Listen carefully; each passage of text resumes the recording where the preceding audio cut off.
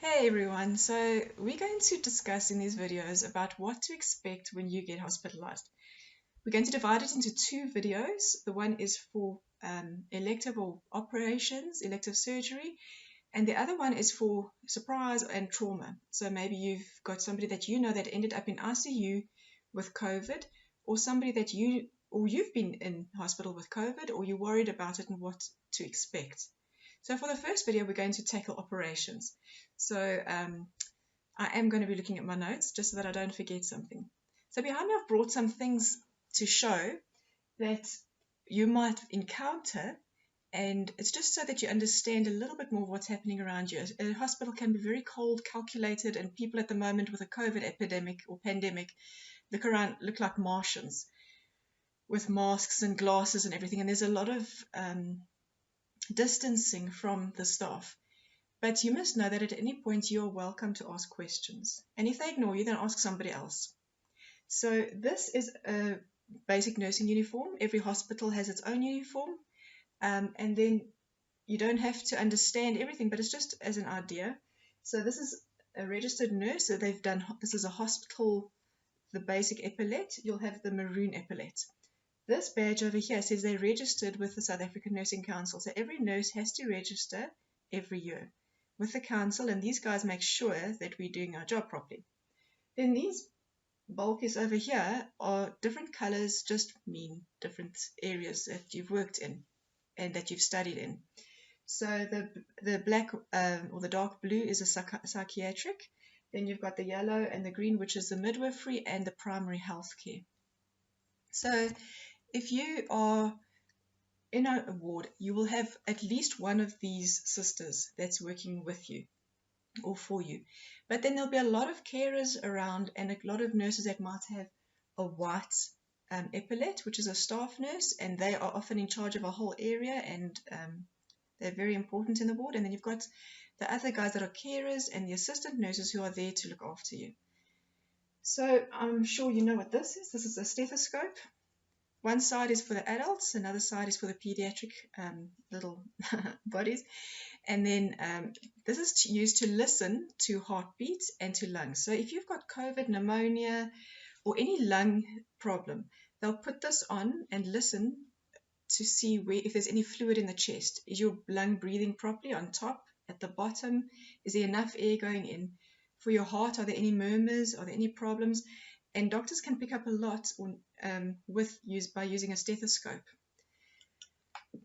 Okay, so then the next things over here, I've just got a blood pressure monitor, which is very important.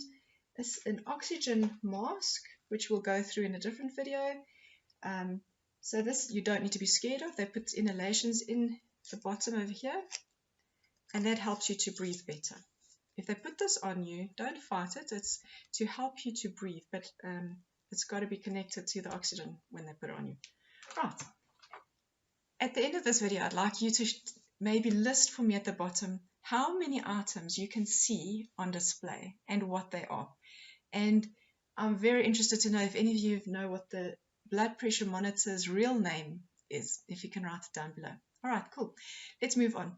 So when you're going for an operation, your doctor has already given you a permission slip, or your nurses should have given you a permission slip. If you're under 18, your parents or a guardian has to sign for you that you're going to have an operation done. If you are unconscious, they can't find any family members, then it's actually a bit more complicated, and they actually have to get a judge or the head of the hospital to sign that you can have the operation. Okay, so, but for elective surgery, you should have already had a preparation sheet and to know what they are doing. If they are working on an arm or a leg, they need to specify it's left or right. And then they often come before the time and actually mark that arm. When you go into the theatre, the nurse will have put a name band on you and another band, a pink one, which is saying the operation that you are going to have. Very important is to tell them what allergies you've had, what previous operations you've had. The reason for this is they want to know how's your liver functioning, how do you handle the anesthetic. For example, some anesthetics like scoline, if you don't have the correct enzymes to get rid of it, then they can't get you out of the anesthetic. But if you've been fine before, then they know, no problem. Okay, so you will be probably nil per os, NPO, which means you're not eating or drinking anything 8 hours before the operation. The reason for this is so that you don't vomit any food up when you go under, and that you don't feel absolutely grotty when you wake up. Okay, so every operation is different and everyone has different specs, so we're not going to go into those specifics, but I just want you to understand and to be comfortable with the fact that when you go in, you're allowed to ask questions. They might say to you, no one can go in with you, into the hospital with you. You might have to go in alone. And this is because they're a bit worried at the moment because of the pandemic that somebody else could bring in bugs into the hospital. So let's imagine for a moment you lying in a hospital bed and the person next to you gets a visitor and you're perfectly fine. You just went in for a wrist surgery and they start coughing and spluttering and whatever, the visitor goes home, and then the next morning you start having a sore throat. How would you feel? Or perhaps somebody in the next ward had the same experience and they coughed and spluttered over somebody who was cleaning up, or a nurse, and they had to bring something to your ward. And that's the way that bugs spread like wildfire in the hospital. Another important fact is that they've stopped putting flowers and vases and that in the hospital wards. The reason for this is because in old water, in flower water, you can get a bug called a Pseudomonas, and that's one of the superbugs. So it's advisable not to send any gifts, not to send any flowers. Keep it for when the person's at home and they need something that's specific.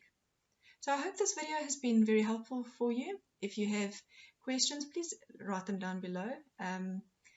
And yeah, I hope it goes well. If this is going to be happening with you or a family member, one very important thing that I would like to share with you is from the Bible, and it's an encouraging verse. I'm going to read it to you. It's Psalm 121. It says, I lift up my eyes to the hills. Where does my help come from? It comes from the Lord, the maker of heaven and earth. You can know that if you are with the Lord, He is with you every step of the way. Even if you are fearful, He has promised us that He's there. It doesn't mean that we don't have pain or we don't have suffering, but He's always there with us. I hope this has been helpful, and I'll see you in the next video.